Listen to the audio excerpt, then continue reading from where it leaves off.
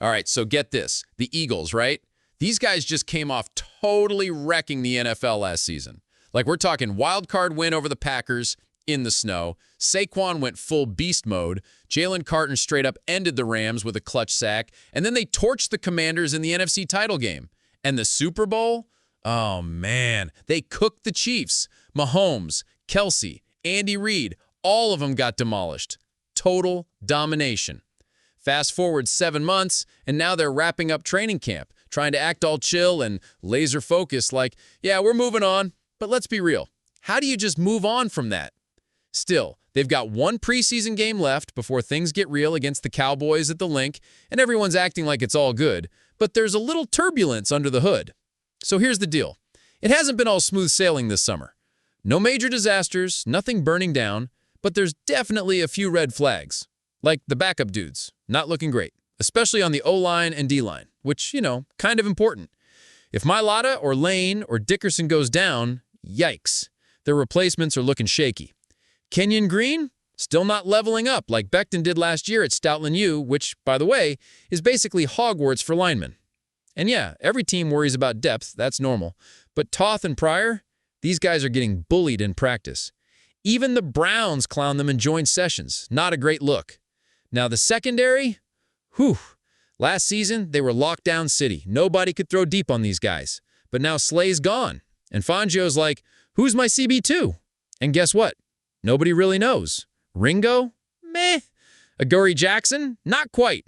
Rookie Mac McWilliams? Still raw. So Roseman pulls a classic Roseman move and trades for Jacorian Bennett from Vegas.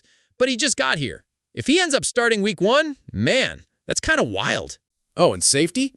That's a whole other situation. Makuba was maybe going to take Chauncey Gardner-Johnson's old job, but then bam, mystery injury on Tuesday. We don't even know how bad it is yet. Could be nothing. Could be something. Sidney Brown's waiting in the wings, but if Fangio loved him, wouldn't he already have the job locked? Kind of sketchy. So yeah, the defense isn't going to be top tier like last season. Too many question marks. Unproven D-line, shaky secondary, just not the same beast. Doesn't mean they'll fall apart, but expectations need a tiny reality check. And that brings us to the main dude, Jalen Hurts. Man, this guy's a stud. Top 5 QB easy. And we know training camp isn't real football, but there have been whispers that he's looked a little off. Not terrible, but not locked in Hurts mode either. Especially during that joint practice with the Browns. Reports say the offense was flat, and Hurts had Myles Garrett living in his face all day. To be fair, he was missing Brown, Saquon, and some key O-linemen. Come on. Anyone would look shaky in that situation. Also, new play caller alert.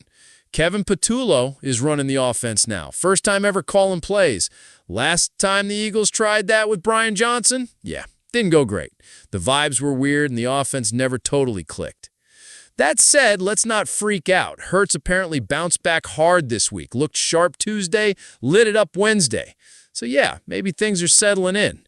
But we've got to be real. This season might start off a little bumpy. There's a lot of new moving parts, and you can't just assume they're going to steamroll everyone again out the gate. They say they've moved on from the Super Bowl and they're focused on the Cowboys. And maybe they have. But after a run like that, they're human. You win the biggest game on the planet, it's kind of hard to rev the engine back up like nothing happened.